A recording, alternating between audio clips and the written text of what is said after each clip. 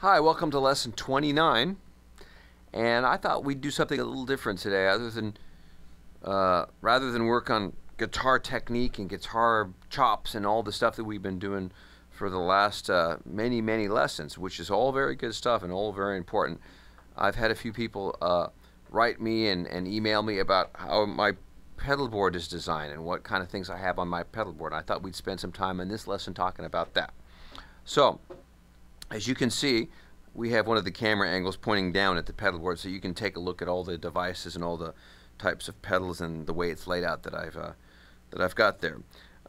It's actually, you know, by Los Angeles studio guitar players, it's probably pretty modest compared to some guys' racks and pedal boards that are enormous and really big. But it works for me, and it's got a lot of versatility in a very small space, so that's why I like using it. So that's kind of why I have the pedals that I have on there, because they can all kind of fit effectively on one small board. So that's what we're doing there, is maximum amount of effects on the smallest amount of space. Okay, and what I've done here is I'm showing you the order of the signal path here.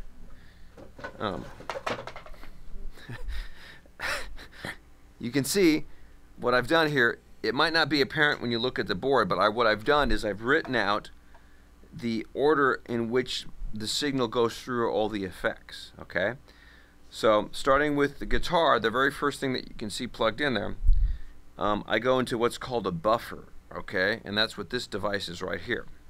It's a custom audio electronics buffer, and essentially what this does is it just boosts the signal up and gives it a more clarity and more gain before it goes through all these pedals, so that at the end of the signal path, if we're going through all these pedals, it hasn't been compromised too much. Now, some people might put them in a different spot, but I found that for my pedals, it seems to sound the best at the beginning. Okay, so essentially what it does is it gives you a gain boost. Now you can see if I had it off right here and I play a chord, you'll hear this. Okay, you're not going to hear an effect when I turn it on, you're just going to hear a volume change. Okay, now here it is. You can hear that it's louder, right? Here it is off. So there's a noticeable difference, and you can have it set so it's literally 20 dB of volume change when I turn it on. So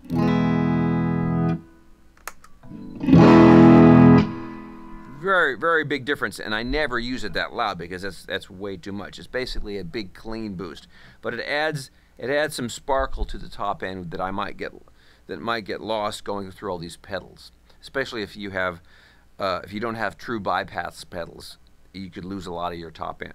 So I have it set for just a small little boost there. Okay, and then the next thing that it goes into is my wah-wah pedal. Okay, so I pretty much leave that buffer on most of the time, but the next pedal is my Dunlop wah pedal. Okay, now the cool thing about this wah pedal is that most wah pedals, or a lot of wah pedals, you have to step forward to click in and hit a switch that initiates the volume or the wah pedal to be on. You have to actually physically step on a switch and then it's on. In this case, you just simply push on the pedal and it's on automatically. It doesn't have to be initiated with the switch. It's just on by simply pushing it forward. So there's no hard stomp and then the pedal's on. It's much easier to work this way. So I'll turn off my reverb a little bit here.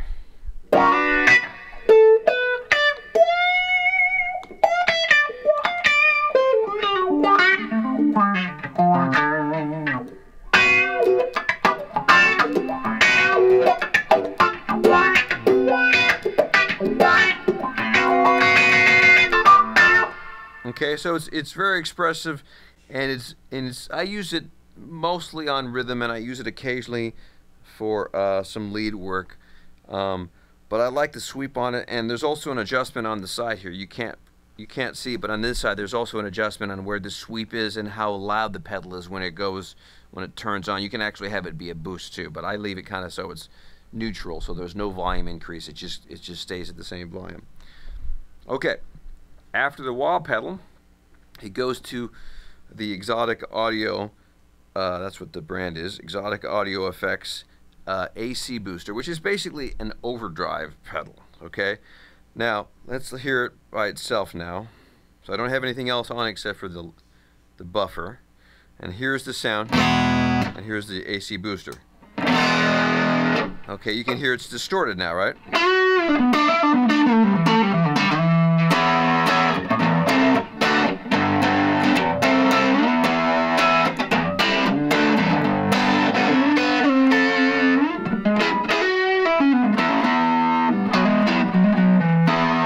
Now, I gotta tell you, most of the time when I use this pedal, I'm using it in combination with the next pedal that you can see, which is the RC booster. Now, the RC booster is more of a clean boost with a little bit of sparkle and overdrive available, but it's not really an overdrive pedal. So listen to it right now. Everything's off except for the buffer. But listen to it with the booster now. It just adds a little bit more character to it.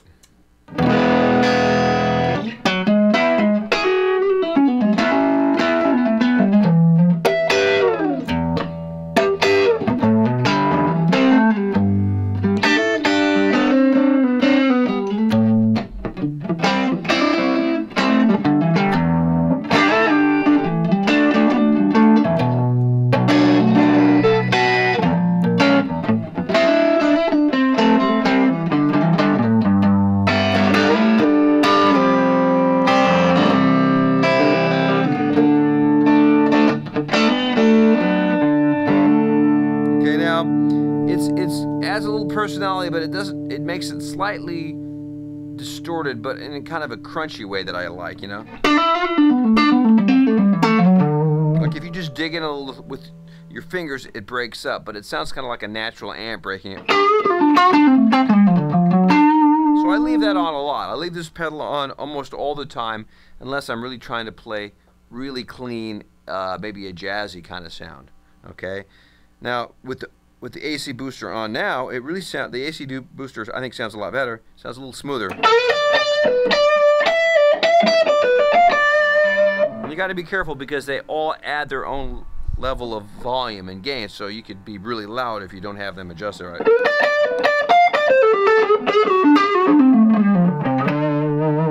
Okay, so a lot of times I'll just have this one off and I'll just turn it on when I want to take a solo. And I'll just add this and I'll get a little louder, obviously. Okay, so that's a nice pedal. I like it kind of as a smooth sound. Okay, a smooth overdrive. Okay, so after the RC booster, the clean boost, little gain, it goes into the volume pedal, which is this pedal right here. I've had this pedal for a long time, as you can see how dirty it is. But I like it because it's a small size and it's lightweight, and it doesn't make my pedal board heavier than it has to be. A lot of volume pedals are real heavy duty and they add a lot of weight, but this is real lightweight, and it's small, so it can fit on my pedal and it doesn't take up a lot of space. So it's just a basic volume pedal, you know. I have it set so it's, you know, pretty much off when you go all the way back with it. That's the way I like it. Okay, and then after and that's a Boss, you can see, volume pedal. After the volume pedal, it goes to a Rat pedal. I've had this Rat pedal probably about 20 years now, or close to it. You can even see some of the white marks on it are the places where I have found that I like this setting to be. Sometimes I do that. I just took some white out and just marked it. Okay, I should have dusted my pedal board. But anyway, this doesn't quite have the same output as the other pedals. So a lot of times when I use this, it's going to be a little softer. So I have to make sure the other pedals are set softer so this appears to be at the right volume. So listen to the difference now. It might actually sound like it's softer. Actually, no, I think it's going to be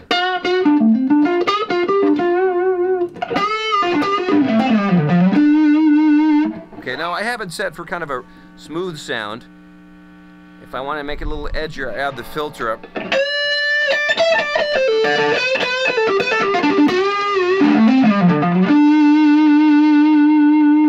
like to sometimes set it so it doesn't even have hardly any distortion at all, almost like a Schofield's kind of a half overdrive.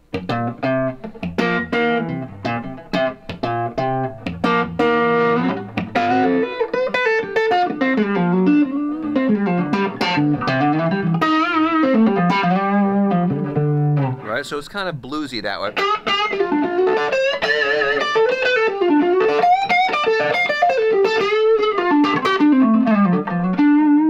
It's kind of a nice in-between sort of overdrive sound, not real heavy.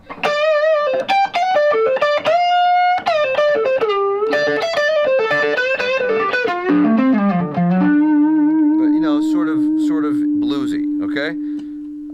Now, after I hit the rat pedal, I go into my boutique Landgraf overdrive. You'll notice that I have a lot of kind of distortion and overdrive pedals. I don't have a lot of fuzz pedals, right?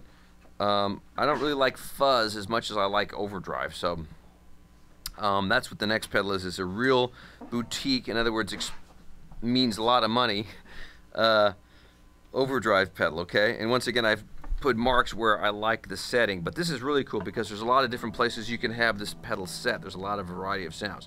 So listen to how ballsy this is. Ballsy is American for a lot of gain, a lot of distortion, a lot of tone.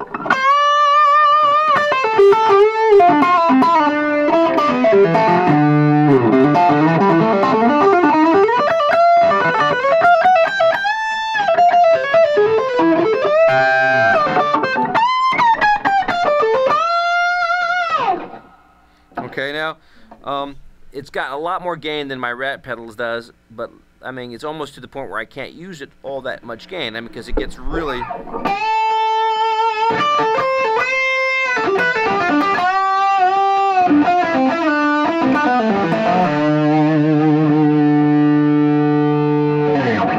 I might use it maybe at a Steely Dan kind of thing, like.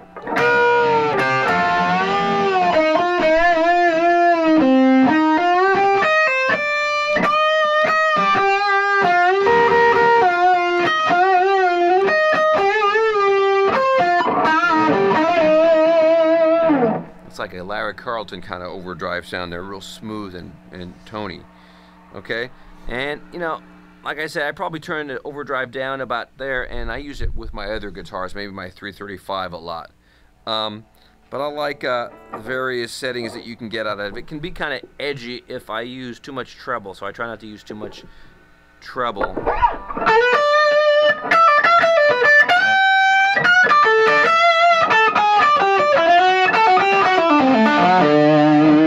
Actually, it doesn't sound too bad there. Kind of depends. All this stuff really has a unique chemistry with the guitars and the amps that you play them through. This pedalist could sound great through one guitar and amp combination, and it could sound really terrible through another guitar and amp combination. So you kind of have to experiment. Sometimes, depending upon the gig and the kind of music I'm playing, I won't use half of these pedals because it won't be the right pedal for the right guitar. So on other gigs, I use all of them for various types of sounds.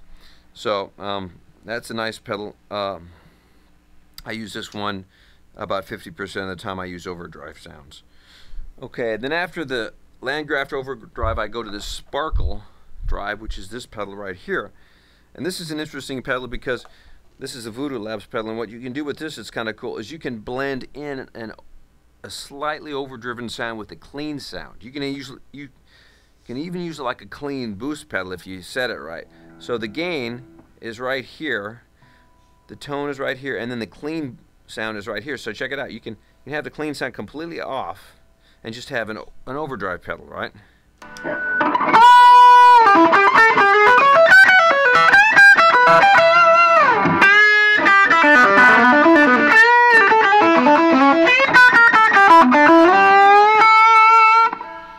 Now check it out. If I add the clean, you'll start to hear it get a little. There'll be a little bit more definition, right? Let me turn it down a little bit. I think I'm killing my friends here in the studio.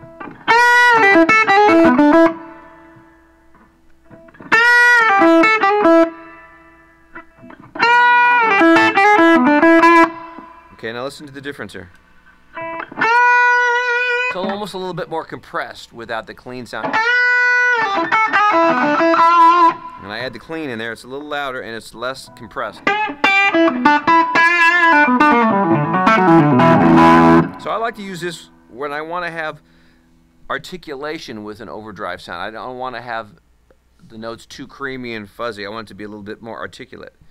So it's kind of good for country where I want to play a little bit overdriven, but I still want to have articulation, and sort of mild, sort of Hendrixy kind of overdrive.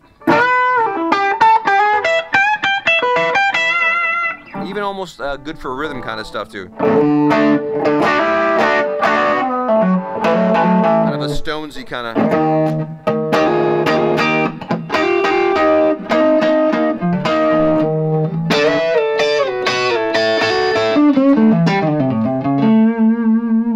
So I like to use it on that. I like to use it on stuff like that Steely Dan song.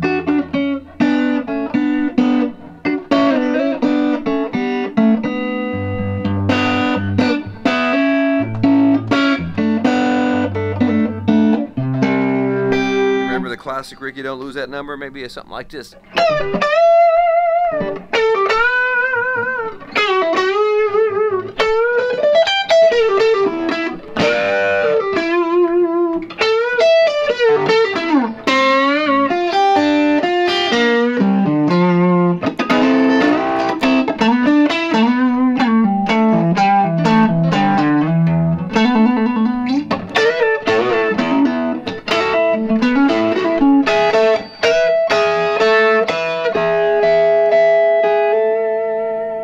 So that's from a classic Jeff Baxter solo from the Steely Dan era. But that's where I might use it sort of bluesy and mildly overdriven, but with some gain. Okay? And that pretty much covers the overdrive sounds. Are all pretty much here. Okay, then we get into more of the modulation and tuning effects here. So this next pedal is another Voodoo Labs pedal, and it's a Microfiber. And this is a typical phasing kind of sound, right? You might hear it as a univibe. You might hear it as with a rhythm sound. Let me turn the booster off here.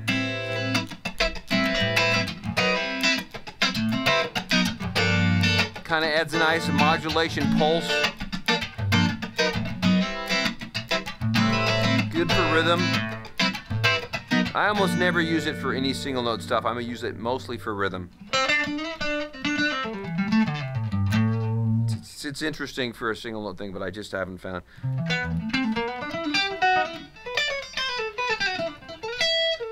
haven't really found a place for it for solos, you know. And you can make it really obnoxious with the sweep, you know, almost like a creepy kind of, like an underwater sound.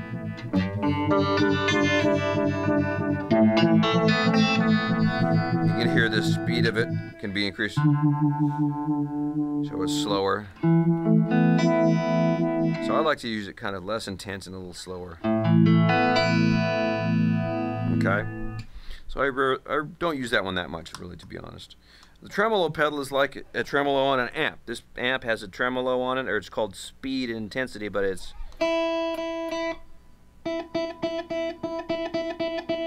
basically reproducing a Fender tremolo,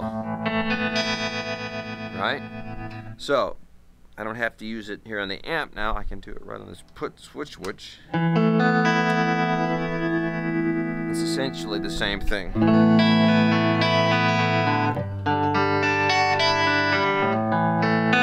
So it's just it's a quick volume tremolo. It's not a modulation. It's just like turning the volume up and down really quick.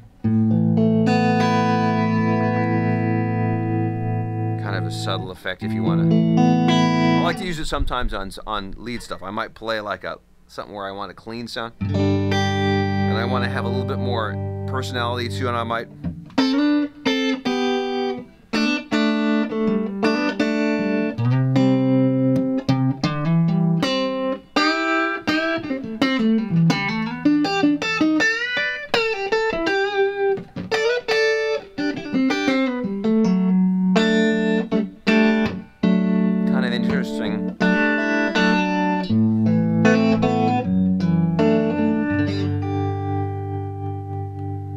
Okay, so I use that one, you know, occasionally. And then after that, we go to the chorus pedal. This is an old, very old TC Electronics chorus pedal. You can still get these today, but they've been designed, and they look sort of the same, pretty much the same, but this is one of the original TC Electronics. I think this was a European company. I think it might have even been from Denmark. So I don't know who makes them now, but they're still called TC Electronics. And this is just a classic chorus sound. You can see most of my knobs here. These two knobs are gone, but I never really adjust it that much.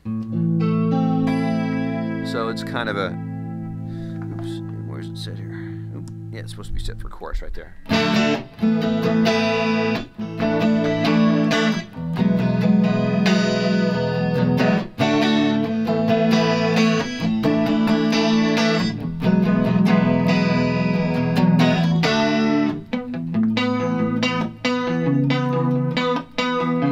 Classic sound,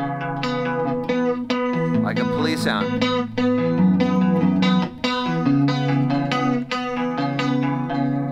Okay, so it's very nice for chordal work, pretty much. I'm not a big fan of chorus on single note stuff, but it's nice for chords.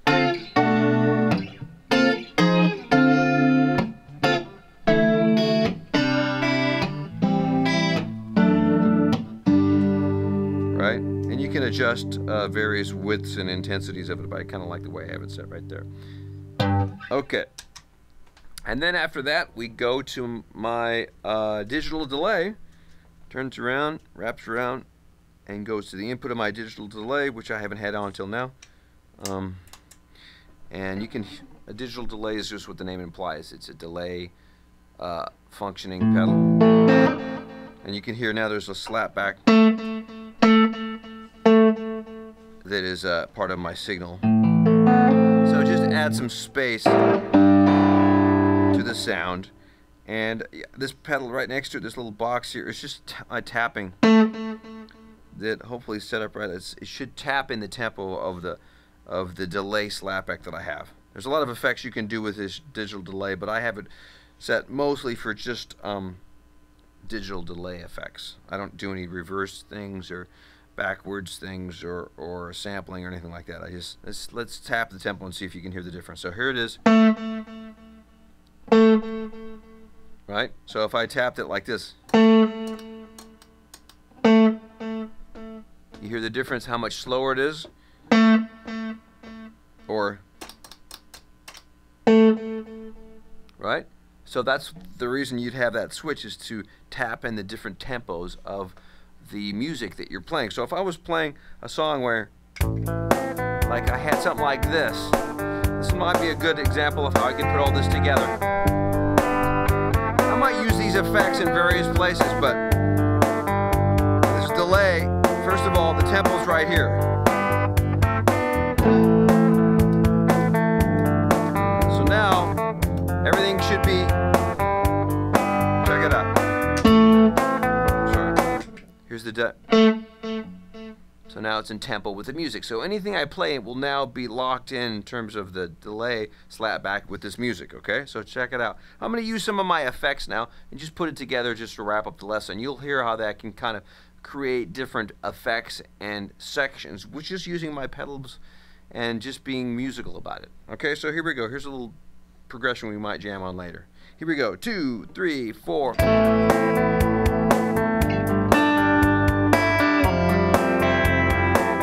Turn this up a little.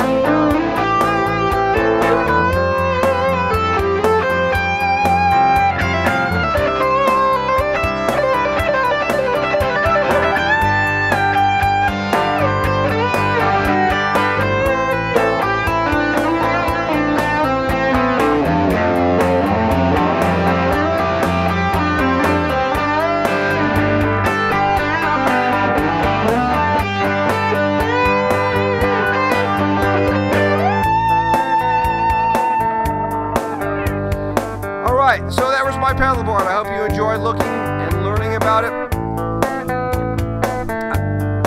I don't think that there's anything that you guys can't get at a local music store that isn't the same stuff that I have, but it's just a matter of how creative you are with how you use it and how you learn how to use your effects.